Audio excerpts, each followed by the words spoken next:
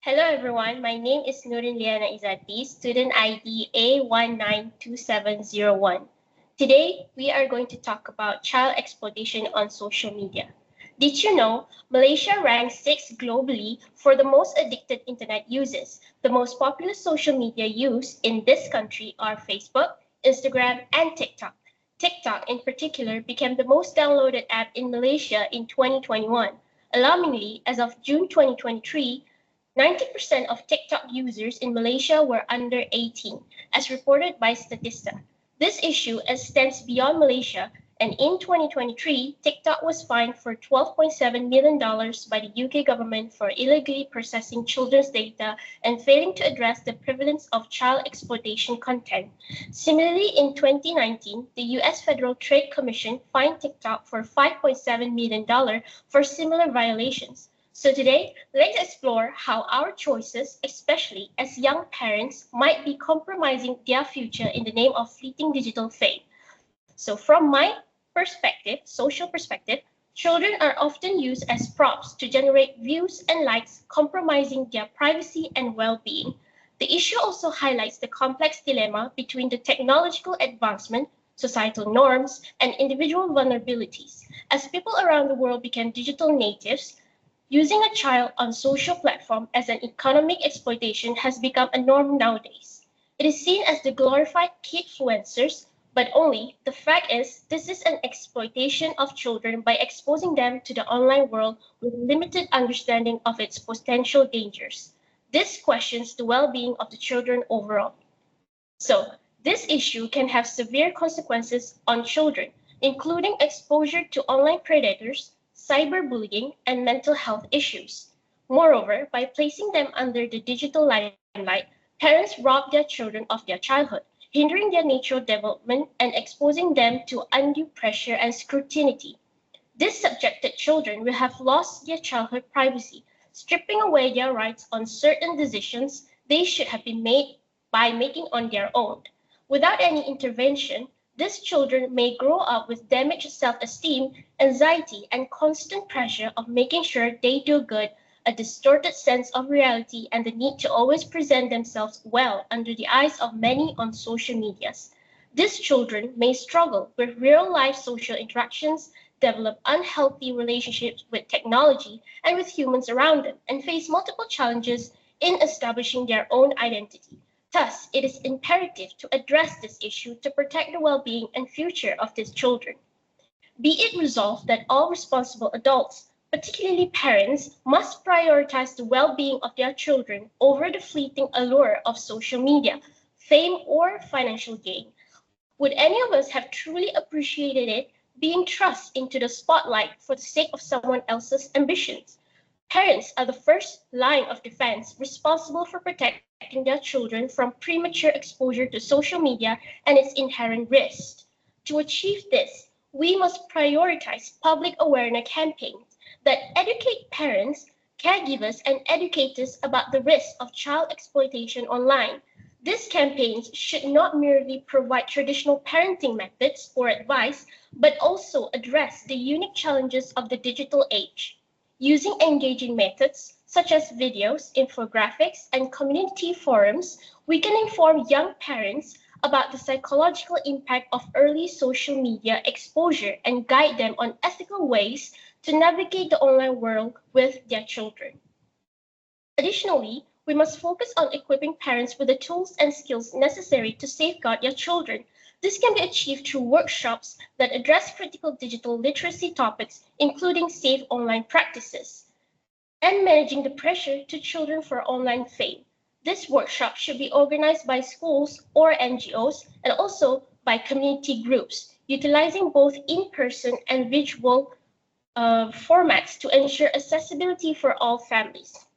Ultimately, we must create a culture shift where child safety is valued above all else. Communities should come together to foster open dialogues about ethical parenting in this digital age. Celebrating and encouraging parents who prioritize their children's well-being over social media exposure can inspire other parents to follow suit. So by emphasizing awareness and prevention, we can empower parents to create safer, more compassionate online environments for their children. If we implement these measures effectively, we can significantly reduce the exploitation of children on social media. This will not only protect children from immediate harm, but also lead to healthier social development and a brighter future for the next generation.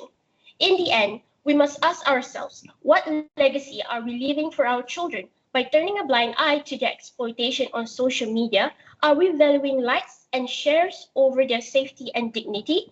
The digital world is not inherently evil, but our silence and inaction enable harm to persist. So let us take a stand, not just as parents or caregivers, but as a society united to protect our most vulnerable. Because if we don't fight for our children's right to a safe and healthy future, who will? Now let us dive into the psychological perspective of today's topic. Good day everyone. My name is PEREGINE and my student ID is A195082. I'll be discussing on the psychological and behavioral perspective on child exploitation on social media. Imagine this. A young child's life is chronicled online from their first step to their birthday. Everything is shared on social media, often by well-meaning parents or family influencers. These posts attract millions of views, likes, and even sponsorship deals. It seems harmless at first, but the reality is much darker. A study by the Internet Watch Foundation reveals that up to 50% of images shared on child exploitation sites were taken from social media profiles meant for families and friends. Here in Malaysia, family influencers are becoming a trend. Parents showcase their children's life online, earning up to 100,000 ringgit per sponsored post. But while these families benefit financially, the children, who are often too young to consent, face significant risks, from exploitation by predators to identity theft. These children's online exposure comes with a price, and this is only one side of the issue. What about the psychological impact of growing up under constant scrutiny? Psychologically, the consequences are profound. Children exposed to constant online visibility often tie their self-worth to likes and followers. This dependency on external validation can stunt the development of internal self-confidence, leaving children vulnerable to insecurity as they age. Take this scenario. A child watches as their life unfolds in real time on social media. Comments about their appearance or behavior, even if it meant innocently, become etched in their mind, influencing how they see themselves. Study shows that this kind of exposure can increase the risk of developing anxiety or depression. Another significant issue is the invasion of privacy. Children whose lives are overly shared may struggle with personal boundaries later in life as they feel like they have no control over their identity. Research revealed that children in such situations often experience trust issues and struggle to form healthy relationships as their boundaries were crossed from a young age. Finally, let's not forget the behavioral impact. These children may develop people-pleasing tendency or avoid risk, fearing judgment. The pressure to live up to an idolized online persona can hinder their natural development and self-expression. Now, the question is, how can we protect children from the psychological and behavioral risks of social media exploitation while ensuring their well-being and privacy? The solutions start with education and awareness. Parents need to be informed about the risk of overexposing their children online. We need to foster what I call a digital consent culture. This means parents should involve their children in decisions about sharing personal moments online, especially as they grow older.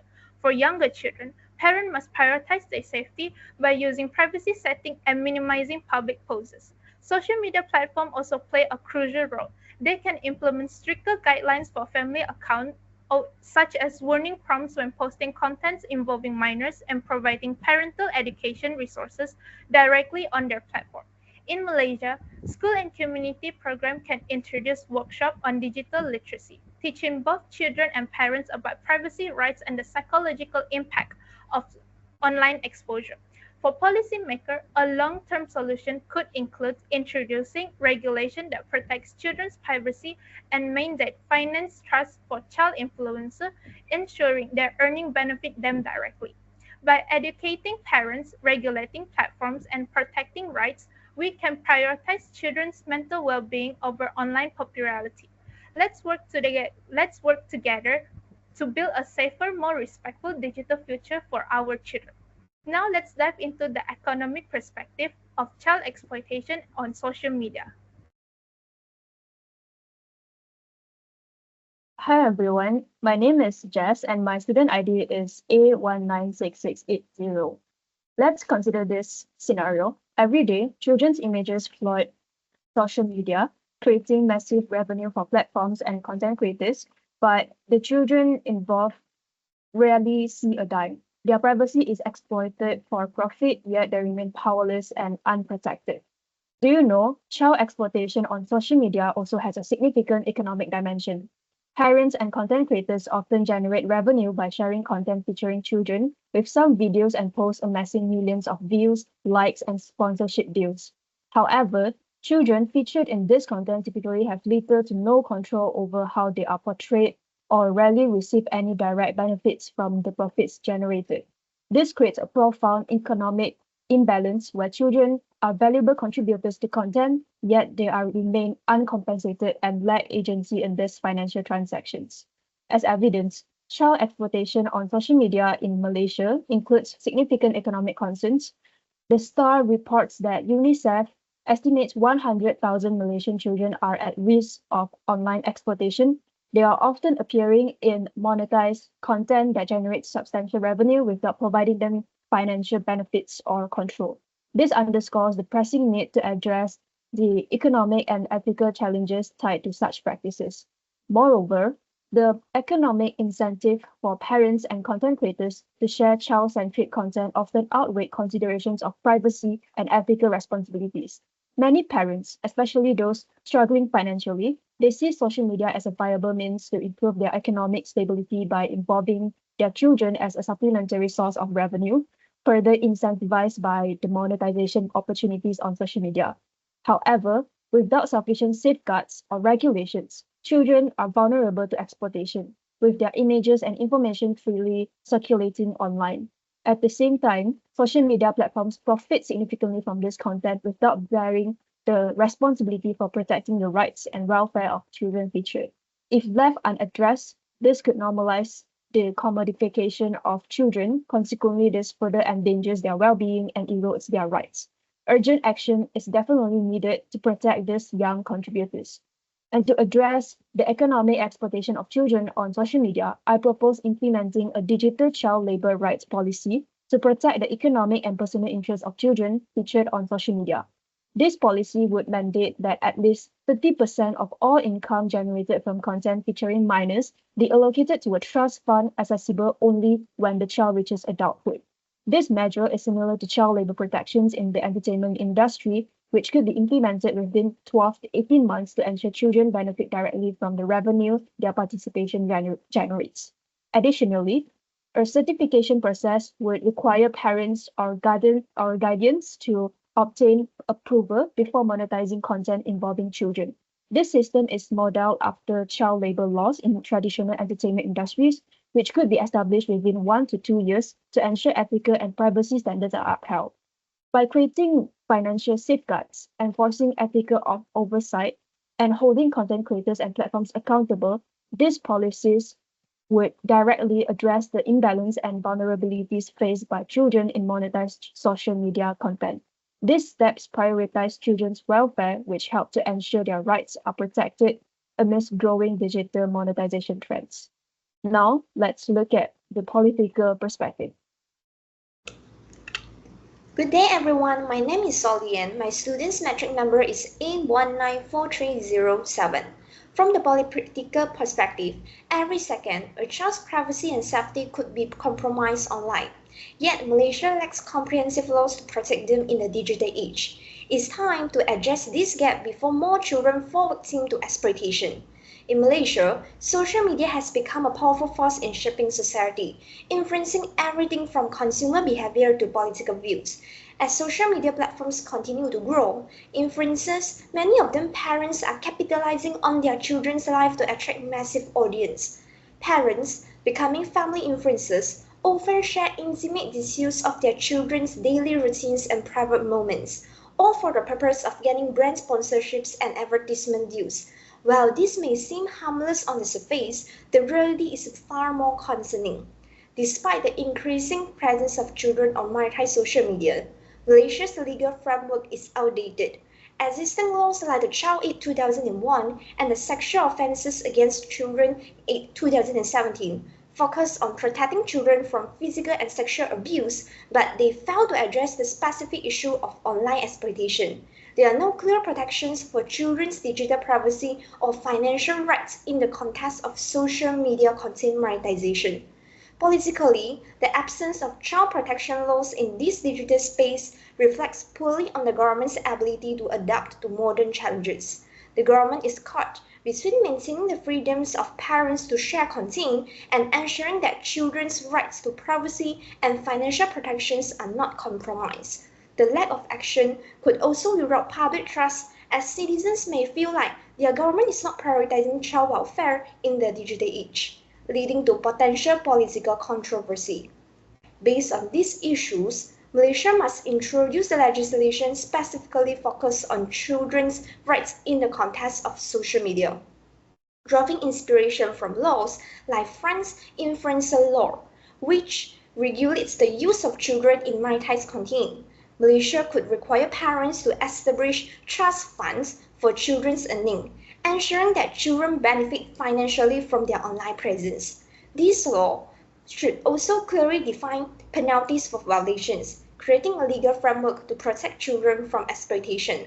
Furthermore, the Malaysian government should collaborate with international organizations such as United Nations Children Fund, UNICEF, and the International Telecommunication Union, ITU, to create a child-specific digital safety strategy. And this strategy could include principles for privacy, consent, and fair compensation for children's content.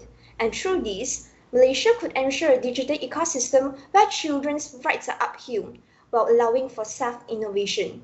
By partnering with digital companies like Microsoft Malaysia and Google Malaysia, the government can also implement these protections directly on social media platforms, making it easier to monitor and enforce these regulations. It's time to unite and push for stronger laws that protect children from online exploitation in Malaysia before more are harmed in the digital world.